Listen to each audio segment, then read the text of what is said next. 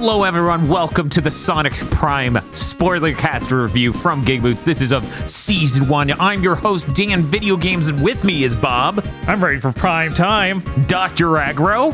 Way past. And Chris Wolfhard. Chunk 1 of Season 1. That's right. We're talking about the first 8 episodes, starting with Shattered and ending with There's No ARG in Team. If you've never listened to one of our spoiler casts before, what we do is at the beginning, we do a couple sentences each, summarizing our individual opinions and then making some sort of primal sound to convey the emotion we have. Then we're going to move on to collectively as a group have a conversation about different elements of the show, things we liked about it, things we disliked about it, thoughts about where it would be going, etc., etc. Standing relative to other Sonic things. Maybe is this Adventures of Sonic the Hedgehog tier? Who knows? And then at the end, we give it a score 1 to 10 each and our final review statements. So let's spin dash into the opening summaries. We're going to start with Bob. Bob, give me a couple sentences and a primal sound. Sonic Prime is a weird thing where it's got a kind of interesting premise and setup, and then it feels like every episode is just 70% runtime is a fight scene that doesn't end. And they keep respawning robots so the fight scene doesn't end. I'm going to give it a... Chris Wolfhart. They sure made like a Saturday morning cartoon, but with Sonic, and I guess they made it serialized. But there's a lot of fight scenes, and they kind of cut this batch off at a point where nothing really happened. So I'm going to give it a... Dr. Aggro. They made a new Sonic series, and it wasn't confusingly hot garbage. Like Bob said, it has cool premises, and they keep respawning robots, so the fight scenes keep going. Yeah. As somebody who owns 2 copies of Sonic Boom on Blu-ray, don't ask, I came into this and was really impressed with it has a really neat idea for what you can use to change the setting of Sonic the Hedgehog and put Sonic in a new light. And I thought it was really interesting until I thought, wait a minute, is this the first time I've slipped and accidentally fell in what is genuinely a children's show? Are we a group of 30-someths reviewing a children's show? Is this really happening? Oh, God. I'm going to have to give this a... And so we move on to the discussion. The core conceit of the show actually does remind me of some of the stuff that happens in the Sonic comics, and that was really cool to me conceptually. I think the part that gets a little weird is the moment we hit episode 4, Unwelcome to the Jungle, and you just know you're going to be there for 2 episodes drawing out how does Sonic touch the gem. I didn't realize so much of the show would be Sonic brokering peace between 2 different groups and doing a lot of fight scenes that are maybe not great. Coming from Sonic Boom, I didn't exactly have the highest standards. It was weird in the jungle episode when you realize, wait, are we about to learn a lesson about understanding and friendship? Because I feel like we were just using violence to overcome a brutally repressive technocracy a minute ago. Yeah. Where'd the tone go? I don't know. The moment that they start, I believe it was Rouge and Knuckles start breaking into the tower, and they arrive there, I'm like, oh, we're not fleshing out this universe anymore. We're just leaving, aren't we? Right. And weirdly enough, yeah, that happened. Yeah, I don't know. I think a lot of the music choices are very funny in this because everything in the dystopic technocracy has a Matrix soundtrack to it, which is very hilarious. Like you got Propellerheads parodies and stuff like that. And then we end up at the pirate stuff. And I'm like, oh boy. I did not realize this was the way the show was going. I thought it was just going to be like, I didn't realize it was how do I put this? Didn't realize the multi and the multiverse was going to present itself so thoroughly and we were going to keep moving through the multiverse. I thought it would primarily be concerned with that first one for a decent bit. Basically, I felt like if I wanted a show that wasn't going to conclude properly by the end of me watching it, I'd watch, Pirates of the Dark Water? Oh, God. I like that this expanded more on what we started to explore in Sonic Frontiers, where Amy's new thing, I guess, is to be really into watching people die. I feel like every alternate version of Amy has some moment like that where it's like, I sure do love killing. We were friends, and then they realized I wanted them to die, and I wanted to watch it. Like, I'm not super familiar with Amy in like the source material. I've not interacted with her as a character much. What he's saying is he hasn't played Sonic CD. This felt like an overcorrection to the kind of people who hate all Sonic characters that aren't Sonic. I'm like, is she just going to be a murder robot in every dimension? It's kind of amazing. It's really good because in the first one, she's a murder robot. And in the second one, they call her the monster or something. And I'm just like, yeah, Amy Rose is a monster. We know. Especially after like the comic and Frontiers where it's like, Amy has a hammer, so she must be epic girl boss, even though she isn't actually that in like any of the Sonic games at all. It's only ever the cartoons. Yes. Because those are made by Americans. It just seems like there's this disconnect. Like, well, but she has a big hammer. Obviously, she must be a psychopath who constantly wants to hit people with it, right? It is interesting that like that is even a point in the show where Sonic's like, regular Amy is not like this. What the fuck? You changed just one small factor. Oh, it's a And she butterfly realizes, effect. she realizes her true calling. Speaking of, it is great that the crux of the narrative of this whole dimension hopping escapade is like the moral arc, the character arc is Sonic learning that he's a really shitty friend. It's funny because I think a lot That of is pretty multiverse funny. fiction does focus specifically on that concept of, no, you're really bad. Like, literally, everything everywhere all at once is about, like, no, don't you see it's beautiful? You did nothing with your life. Other ones, they focus more on you're a bad person, though. Like they keep flashing back to the first episode and, the inciting fight with Dr. Robotnik. And every now and then they reveal a little more of, oh, yeah, no, this is happening because you're a dumb fuck up. I like this show. I like a lot of the things about this show. I want to see its story come to a conclusion, but I think I spend too long in each place where the conclusion is foregone. Like, it's so obvious how things go at any one moment. I really did feel like this, more so than any Sonic thing I've ever seen, seemed to aim at a younger audience. At very least, when I hit episode 5, I got that feeling.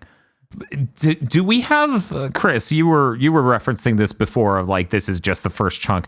Do we have an episode count for the full season 1? 24. Man, so they really just gave us a third of the story. Yeah.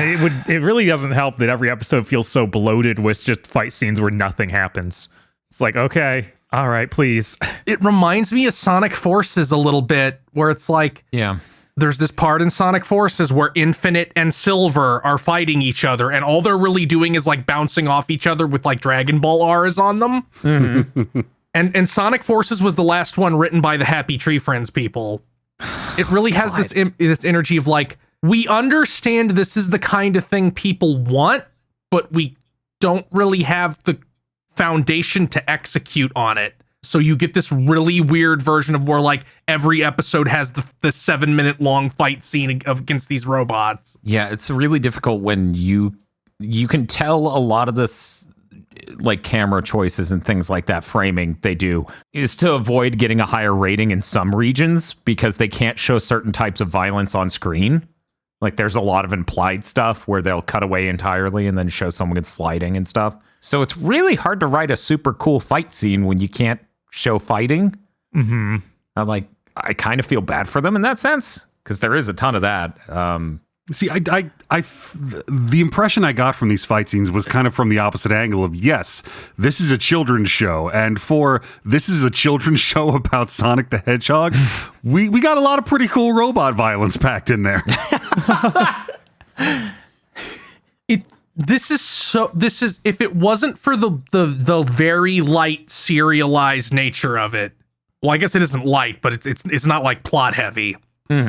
I would be like, was this being shopped to someone other than Netflix initially? Because this is like a weird thing it's weird to drop such an episodic feeling kids show on Netflix. Yeah, it still has a lot of the things you would consider a streaming show core, where we have the 2 timelines that we slowly reveal details of. Like we do the flashbacks to be like, well, why exactly was Sonic late? Well, he had this fight with Shadow. Okay, what was that about? We'll tell you later. Okay, what happened when he got there? Was Shadow there? Yeah, Shadow was there. When they I think it was 3 episodes in where I'm like, Shadow's just not going to be in this whole season, is he? So the fact we end on him being like, Sonic, I'm just like, oh my God. He's just here to end Sonic's life for screwing up everything again. And, it really was that, going back and revealing a little bit more and revealing a little bit more that, honestly, to the surprise of no one, reminded me a lot of Sad-Am. Which, the first time you hop universe into Machine World, it's like, right. oh, fuck. Yeah. Oh, we're in Sad-Am universe. This is great. Let's see Robotnik. Oh, it's a council of terribly designed Robotniks. Awesome. This is... I really like Gamer Kid. Gamer Kid is great. Mm-hmm. I think that's the best one of the 5. I also kind of like the main Robotnik, the one who's obviously supposed to be like the main one with the toupee. Yeah. I like the committee, the council. I like the council of Robotniks, but I was hoping to see more Robotniks in the other universes, but there are none. Yeah, there aren't any. That's really annoying to me. Yeah, I didn't like any of those Robotnik designs. Yeah. Or any of the humor with them is so bad because it's usually like, there's old man Robotnik. He's an old man. Then there's baby Robotnik. Yeah. But there's baby Robotnik. What about him? Yeah, the baby. They can understand him. Isn't that funny? Yeah, it's the funniest fucking shit I've ever goddamn seen. Pun names, and that was kind of the best part about them. Dr. Deep is the worst. Why did they fucking do that? That's easily the biggest dud of them. Where it's like, okay, you have 4 Robotniks at different stages of their life, and then you have one who's a hipster. That's his thing. He's a hipster, and sometimes says dog shit philosophy things. How fucking terrible. And he's a weeb. Mm-hmm. He's timeless because of that. See, he can't be any specific age because he transcends that. I really thought here's 5 Robotniks. Like, oh, we're really starting in with the dimension hopping thing. So this is like a pan-dimensional Robotnik council to rule the multiverse. Oh, they have no idea how to hop dimensions. There are just 5 of them in this one place. Yeah, they've just always been like this for some reason. Yeah. They don't even seem like they would fit in any of the other worlds we've been to either, so we don't have that excuse of, they all got thought it would be that. Here. Yeah, it's definitely not that. They just seem to be completely they are unaware of the other verses until the events. It's so weird because Universe 1 that they hop to, the one New York City, we played Ratchet and Clank Rift Apart. It feels like the point is, this is what happens if Sonic isn't there, because we get like Tails didn't have somebody come help him making fun of people making fun of his tail, so he became a weird recluse, and there wasn't anybody to stop Eggman, so he paved over Green Hill Zone. Mm-hmm. Yeah, it seemed like a timeline thing. Yeah, but then there's 5 Eggmen, and then none of the others have a Sonic analog. So. Yeah, I don't know. Yeah, the first one seemed like the premise, and then the basic premise got shopped around to somebody else, and they wrote a series around it. Honestly, I wouldn't be terribly surprised if the whole concept was just the future dystopic technocracy thing. But, it's just that. We wrote an 8-episode series around that, and then Netflix went, yeah, we're going to need 24. We don't greenlight 8-episode things. What if it were multiverse? Everyone should be a multiverse now. I mean, that's the hot new thing. I had a stroke when I had to hear someone say they hope Marvel's Spider-Man 2 on the PS5 is a multiverse thing. And I'm like, please, no, I'm good. I just want a story about Miles and Peter, please. I don't need we don't need a Spider-Verse. We don't need a Spider-Verse game. And if we do get one, it could just be its own thing. Yeah, it doesn't need to be it can this. be entirely separate. Am I the only person who went fucking insane because it's New York City? Y-O-K-E, not Y-O-L-K? Wait, it's not? No, it's not yoke. It's yoke. Oh, that's fucked up. I was screaming that has to be mad. Something that's just wrong with the subtitles. No, it's written. It's in the material. Oh my God. I went insane. I'm like, someone somewhere did not tell the writer that that's not how you write yolk, and the spell check didn't get it because yolk is a word. Yeah, that's definitely Ruh-roh. That's not Oh good. man. I was going insane, and I'm like, this is. I Oh, can't- maybe it's a reference to the fact a yoke is used to control cattle. Right, So it's yeah, a double it's- pun. They're under the yoke. But it's Eggman City. Right? Well, it's a double pun. Like the moment it's they're one like or the other. they go into the crack and he's like Eggman, and I'm like, oh, we're calling him Eggman this time. Okay, I'm gonna get ready for a lot of really good egg jokes. and then they said New Yoke, and you're like, funniest goddamn thing I've ever heard. As I said a moment ago, in a lot of ways, I like this more than Sonic Boom. I do think the comedy is actually worse than Sonic Boom. Sonic Boom, for the runtime, has a few more funnier jokes than this tends to. Yeah, this, on the one hand, yes. On the other hand, I'm happy that this series pretty much shies away from bro did Gumball just. What if I want to watch that? Admittedly, that would be a terrible match for the show. Just to be clear, that would be terrible to have this setting and then just do that. I really like Nine's design. That is Yes. some cool shit. I hate Yeah, when that his- happened, I'm like, oh, there's Dan. That's for him. I hate what they did to his face. Like they made his like hair spikes go straight up, and it looks terrible. Oh, he's got a six head. Yeah. It's one of those Tails designs, because there have been so many Tailses that this is by no means unexplored territory he has a six head now, and his hair looks weird. Generally speaking, they haven't gone this far in a while, in my opinion.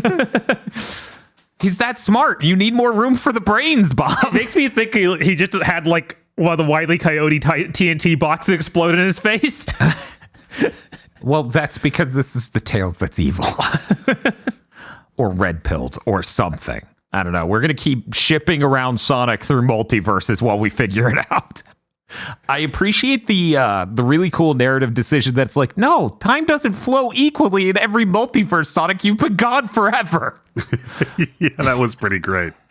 That is good. I was like, man, I really hope there's some insane thing later in this series of like Sonic was gone for 2 episodes, maybe 3, and now it's been a year.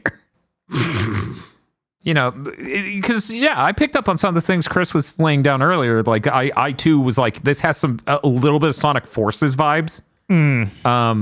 Only I think this does it better than that.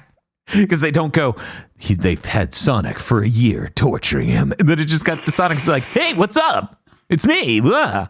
Like some of the tones and stuff this goes into, I really enjoy. I think it's neat. I would really, I want to see the cut of this. Okay. This is something I've been wanting since the first flashback. I want to see a cut of this where it never is allowed to move backward in the timeline.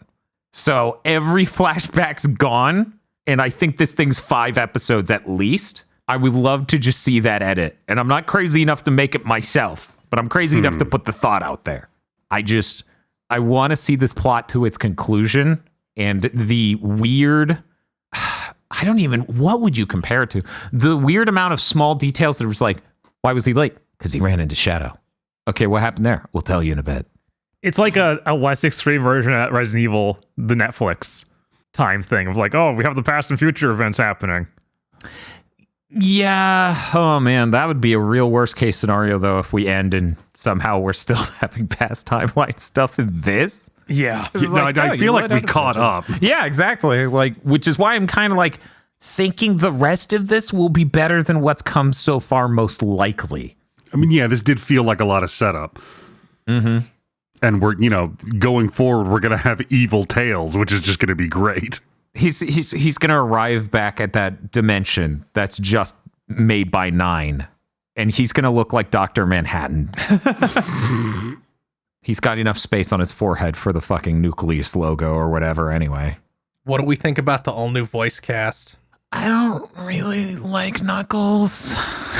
Knuckles is the worst one for sure. I think the person they have for Sonic now does pretty good, and honestly, like, sounds so not like Roger Craig Smith, but like gets the tone of Sonic so close that it's like, yeah, this is fine. Tails is also good. I think Mike Pollock is perfect, so any switch from him is worse. Yeah, unfortunately. But Brian Drummond does fine.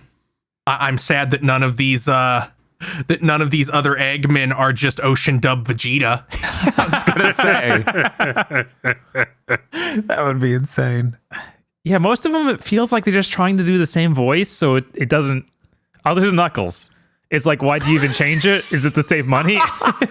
Yeah, Knuckles literally just sounds like I'm trying to voice Knuckles as though he swallowed a barrel. It might be a thing with Canadian labor law, because I think this was made by a Canadian animation studio, and I know they're real fucking assholes about, okay, we need a lot of people from Canada in this. Okay. Yeah, it looks like the entire cast is Canadian. I'm really surprised that this isn't made by the same people who did Sonic Boom. Yeah, Because the background characters look like they're copy pasted from that. there's a lot of similar energy between Sonic Boom and this. There really is. It wouldn't surprise me if like Sega has those assets and just gave it to them. And Sonic Boom wasn't even made by the same studio entirely. It switched between 1 and 2. Huh. So what you're saying is anyone can make Sonic. I was wrong. It was made by the same studio who changed names between season 1 and 2. They tried their best to throw you off. All right. New and improved. and then below that text it says label. Does textures on Sonic bug anyone else? Because it doesn't look like he has fur. It just looks like he's painted with a paintbrush. Yeah, I also was kind of bothered by that on all the characters. Like, that just looks weird. Yeah, you brought that up immediately. Like, Yes. we did not get far into this before you're just like, what is with this texture? And it was kind of ubiquitous, so it never really bothered me. I don't know. I don't love it. I don't hate it. I wouldn't have picked up on it, honestly, as a point of discussion even. I don't know. I watched Sonic Boom. I don't know what to tell you anymore. They would have to be textured like styrofoam before I go, man, this looks really bad. I gotta say, I really did start craving an episode like a Sonic Boom at some point in this, because it feels like everything gets just lost in the deluge of fight scene after fight scene. I'd rather just have 15 minutes of bad jokes and then we can move on to something new. Because at least something new would happen after 15 minutes. Yeah, I felt that energy a bit on the pirate boat. Yeah. Or I'm just like, like the pirate. Every scene where the scene where Sonic's hanging out with the guys in the treehouse and on the boat, both feel like Sonic Boom segments. they do, but they're honestly firing on an even lower level, which it should be clear from everything I said. I do not think Sonic Boom is an amazing cartoon. It's fine. But this just comes in humor-wise a little bit below even that, because usually in a single episode of Sonic Boom, which is, I think 11 minutes runtime, usually gets in like 1 to 4 like really funny moments. Meanwhile, the boat thing dried up pretty fast, and we just hung out there, and we kept hanging out there. Do you think there was some version of this pitch where it was only the Eggman rules timeline? Oh yeah, absolutely. Because New York City, every character has a distinctly different backstory they touch on. All the designs are pretty good. That's where the main conflict is. You have antagonists that are the Eggmen. You have other like bystanders, and you have like big architecture, and then you go anywhere else and it becomes like a Bayonetta 3 chapter. Yeah, there's literally no one there but the main cast, and not even Eggman. And I think what we're leading up to is he's gonna go get Amy from Channelwood age, and he's gonna go get Knuckles from Stoneship age, and like get the squad together and bring them back to New York. Yeah, except that Knuckles is obviously gonna turn to a villain, so I don't know. Well, yeah, so is Tails, who, it's fine. Friendship and all that shit. Will unexist them by the end of this series anyway, because it seems like this whole thing isn't like, oh, he has access to the multiverse. It's like, no, Sonic broke reality. Yeah. Fixing it will delete these. Which is what Shadow craves. Yeah. Shadow wants to end all of these lives, but he's the good guy. He finally has the chance to end all of existence. And this time, I'm the good guy. Well, you see, Shadow doesn't consider any of those people actual people because they're just fragments of the real people. They're not alive, so it's not murder to kill them. Shadow may be very wise in this case. This might be true. Who knows? The morality of this is very vague. I wish one of these multiverse projects would go into it. We should greenlight 300 more movies about the multiverse. Sonic, there's a universe out there where I have a gun, and every universe that isn't that universe will be destroyed. I think I hate the nature universe the most. Because the conflict there is so stupid. It is. Yeah, Dan looked away from the screen for like 12 seconds and missed the entire like reason it was happening. Yeah, I was fucked up. These 5 people were doing deforestation, so the world struck back. I seriously look at it and it's like, oh, they're gathering berries. And then I needed to like check a notification on my phone because it went off. And then I look back and Amy was insane. And I'm like, what did I miss? What did I miss? God, that episode, like the second one of those, is so bad because it's like she gets the diamond thing on the end of her hammer, and then the whole time it's just like, okay, what's Sonic need to do to touch her hammer? Wait 30 minutes to find out. I'm just saying, if I want to watch a series where they go to a new planet and they broker priests over the course of 44 minutes, it'll be Star watch Trek. the original TNG. Star Trek. Oh my god, I actually would watch Star Trek, but Sonic's there. Yes. Shit, yeah. This is fucked up for me to say, and I'm sure someone's going to take umbrage in the comments over it, but I would much rather these alternate universes be bad parodies of movies and TV shows than like the Party City multiverse. Yeah. Yeah, that's fair. You know, It's like, well, what's the next batch of episodes going to have? Is it going to have him go to the medieval universe? Is he going to go to the zombie universe? Is he going to go to the Western universe? Now, this statement is not said with any spite, anger, hatred, ire, or anything. But yeah, this feels a little bit like an Even Dumber Sliders for children, where it's just the new dimension is pirates. Like, really? That's as much as you're going to try? Yes, actually, that is good enough. I'm calling it now. The next universe they're going to go to, slightly mountainous island, kind of autumnal, lightly wooded forest, big crystals everywhere. Okay. Every other universe in this show has been an age from Mist. Oh, no. This is terrible. I don't deserve missed references. The show's a great example of the limitations of CG animation because New York City looks pretty good. Yeah. And the other settings where we're maybe not going to stay so fucking long, sure, don't. Yeah. I really like Sonic bouncing around the canopy of that forest where you can see the PS1 intro animation trees. Yeah, one thing's for sure, setting your whole episode or your whole series for like an episode or two in the boat world really makes it easy because water simulation is a lot easier than modeling a ton of stuff, so the artist can move on. You just need one boat model, use it twice, have them board a boat, have them be boarded by another boat, constantly respawn these pirates. You ever wonder if sometimes TV shows are just written by somebody who has a kid and just goes, okay, here's these toys. And then they just watch what they do with the pirate ships. They're like, okay, yeah, they should fight. And then fight again. And then they should fight again. That's explicitly how Axe Cop was written. Good. That's so wise. I kind of think it's crazy. I love the idea of the core of the story a lot more than Frontiers. I think this would have been a really cool Sonic game had they made it. Yes, I honestly, this is one of the things where I'm like, before they realized, wait, this has to go on the Switch. Was this going to be the next Sonic game? Oh man, could you imagine? I mean, obviously it wouldn't have had Pirate World and Jungle World. I think it probably would have been a little cooler. I feel like Jungle World would have happened. There was a song in there that I was like, this is kind of White Forest-y. But yeah, I feel like Jungle World absolutely could show up. I don't think this would be a game just because we so immediately like evict the regular Sonic characters and replace them with our new versions of them. Yeah, well, that's the thing. You want to, like, that's what makes it exciting as a concept for a game, is that Sonic as a core is still there, and we get to experience, and this is what I find is cool about the show, too. You get to experience these different takes on these other characters. Mm-hmm. Like, I think that would be interesting to go into in a game. I would like more experimentation from the games on a story side. So I think this would have been neat for that. But yeah, maybe you're right. Maybe they're like, no, you can't have the Amy Rose bot. Are you insane?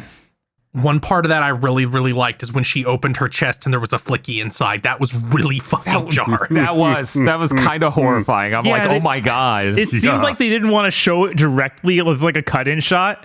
So it kind of reminded me of the Bill and Ted's cut-in when they opened their chests for the robot thems. Yeah. I know what you're talking. Great. Now I'm just thinking about the evil robot breath. Or evil breath. God. Knocks the person out because they cut out him decking one of the girlfriends. Yes. Anyway, yeah, that was cool. I appreciated how Amy has a different edgy name in every world. Yeah, I think that Amy robot was the highlight of the show. Yeah, the Amy robot is definitely the highlight of the show. That's like far and away the best one of these new, like, alternate designs. Especially since they gave up after the first world. But we have feral tails. And also, it's just a design from Saddam. Yes, she is very, she is like a fusion of the Dark Legion guys from later in the comic and Bunny Rabbit. Bob, is she the best design because her legs get really long and her running's fucking hilarious? It is. I'm still not sure if they know that the joke or not. I'm convinced they know that looks hilarious. How could you animate someone with insanely long legs running and not immediately realize why that's funny? Maybe you're just a really serious Stiltman fan. Well, I think it's about time we wrap this. You know the drill. We now need to say a few sentences summarizing exactly how we feel about the series, along with a score out of 10. We do whole numbers only. We're going to go ahead and start with Dr. Agra. I mean, it's an animated Sonic show. It's got a cool concept and some really dumb designs. I am honestly looking forward to where this is going. It's the kind of thing that is maybe more than the sum of its parts. So I'm going to give it a 7. Next up, Bob. Some of the parts of this just felt kind of excruciating, as it just wouldn't move on. And I wasn't exactly intrigued on where it was going at any point. So I'm going to give it a 4. Chris Wolfart. This is fine. Like, again, going into it, I did not think this was going to be targeting at the level of like this. No, this is for 8-year-olds. I feel like we got Cuphead showed again. Yeah. But I liked this more than the second Sonic movie, so I'm gonna give this a 6. Okay. I thought this was fine. I really am interested in seeing where this arc goes and how they're going to conclude it. And if they don't conclude it, I'm done completely anyway. If we hit the end of the full first season and this doesn't wrap, I'm like, okay, I'm good. Peace. But it is frustrating at times to watch. I wish it would go a bit faster, have funnier jokes, not spend so long on combat. I'm going to give it a 5. It's okay. That brings its average score to a 5.5. Total points, 22 out of 40. Thank you all for listening to the Sonic Prime spoiler cast. Maybe in a different multiverse, Sonic Boom was a better cartoon. The executive producers for this month on GigaBoots are Esme, Ely Broyles, Spaceman Spiff, Red Blaze 27, Brendan O'Sullivan, The Plan, Cooper Tank, Very Best Plot, Iconic Bane, and